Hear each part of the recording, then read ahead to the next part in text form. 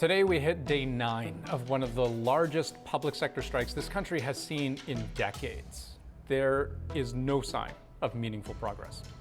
I'm calling on the Prime Minister again today to get involved in these negotiations and to settle this dispute. Workers are fed up, and you're going to see more of this right across the country, with workers being fed up and saying, we've had enough, we can't live like this.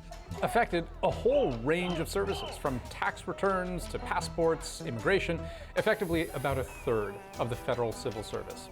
That's what happens when more than 100,000 people suddenly walk off the job. This is going to start causing troubles for the government, causing troubles for producers, causing troubles for the grain companies. We've been there for you. We've been there for the Canadian public time after time after time, and we work hard. It's our turn. We need to go on strike. We need to stand up for our rights. But what few people realize is that their fight is yours. And I'll explain what I mean. I'm going to play an exchange for you between CBC reporter Kate McKenna and Chris Aylward, the national president of the PSAC union. Just given the size of your union and the potential leverage that you have, and the fact that a lot of other people are dealing with an inflationary crunch with their wages, what kind of precedent are you hoping to set, or is that something that's on your mind at all?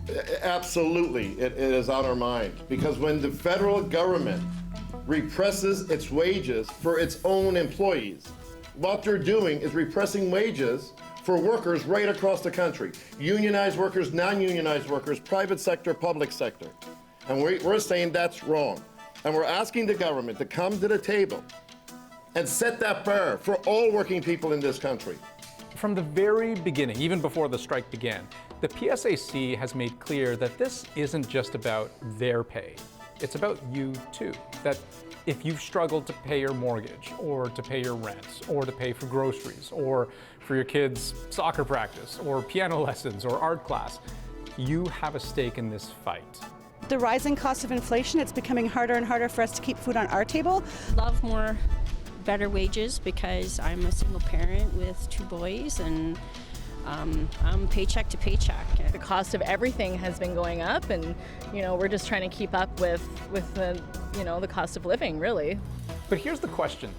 If the PSAC gets what it wants and other unions follow suit, and the dream comes true, we all get the wage increases we're looking for, who wins and who loses? Could the PSAC's fight for fair pay end up drawing out the very cycle we're trying to get out of?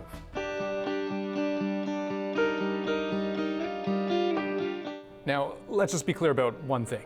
This isn't about whether unions are good or bad, or whether what they're asking for is reasonable. This is a look at a very specific set of circumstances in a very specific time of high inflation and low unemployment. The pandemic really stirred a lot of resentment and anger amongst workers who were expected to do more and to really sort of rally around. The pandemic and the brutal inflation it caused really have been absolute hell. And it's not just that we're cutting back on vacations or our Disney Plus subscriptions. And last Sunday, I said to the kids, you're older now, you don't want to watch Disney anymore. Let's cut that Disney Plus subscription.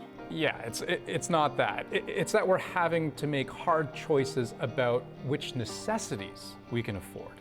A lot of our members are attending food banks just to feed their families. They're unable to pay for childcare or the utilities, and now we're just getting more taxes on top of that, and it's making it more and more difficult.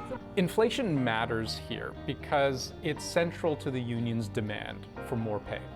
Year over year, it was 4.3% in March, 5.2% in February, 5.9% in January, and the average all last year, 6.8%. The high during the summer, 8.1%. So yeah, the union's right on this point. We've been getting killed at the till, and a factor in all of that, a really tight job market. Canada's job market once again showed its resilience last month. They're only expecting a gain of 5,000 positions for the month of December, and instead we got 104,000. The unemployment rate is near a record low, holding steady at 5%, where it's been for months, and just off the all-time Canadian record of 4.9%. That's really good for workers. It means there's a war for talent, companies competing for a small pool of people, which gives unions the kind of leverage that they crave. So we should be absolutely clear. The PSAC's sense of timing for this strike is as impeccable as it is intentional. With the inflation increasing, more and more workers are willing to go out on strike in order to press their demands. All of this matters because when more people are working, more people have more money. And when more people have more money, people buy more things. And when people buy more things, prices go up, which is what inflation is all about. Follow me here. A tight job market means unions feel empowered. They have leverage. And workers are fed up. Workers are frustrated. And workers are saying, enough is enough. So the PSAC is fighting for a bigger piece of the pie. For most of its workers, the government's offer is a 9% raise over 3 years. The union has been asking for 13.5%. But some, like Canada Revenue Agency employees, the people who handle your taxes, they're asking for 20.5%. We cannot write a blank check. Other unions seeing the same opportunity follow suit. Whenever a union has a win at the bargaining table, that's contagious. Experts say we should all expect a summer of labor discontent, and it's already begun with flight attendants. Works 35 hours a month unpaid. That's almost a week, and that is untenable. It must stop. It's been 7 decades where flight attendants are not paid for all of the time that they spend on board the aircraft, on the ground, taking care of our passengers, the traveling public. The buck stops here today. Except it doesn't. Pilots, nurses, even stagehands with the Vancouver Symphony Orchestra are now contemplating strike action. And for the private sector to stay competitive, it might have to match any gains they make because they're competing for the same workers.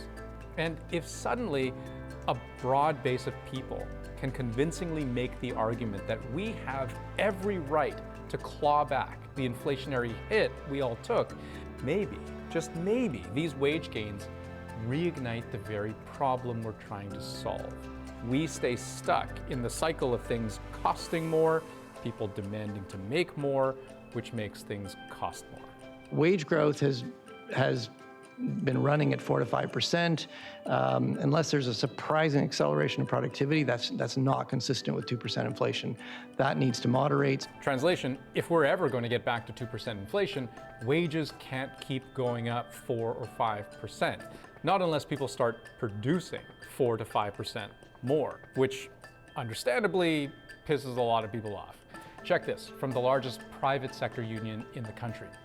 Why should workers have to work harder just to keep the purchasing power they already have? The Bank of Canada continues to point to wage increases as a culprit in inflation, when in fact what we're seeing is profiteering and supply chain bottlenecks are the real culprit.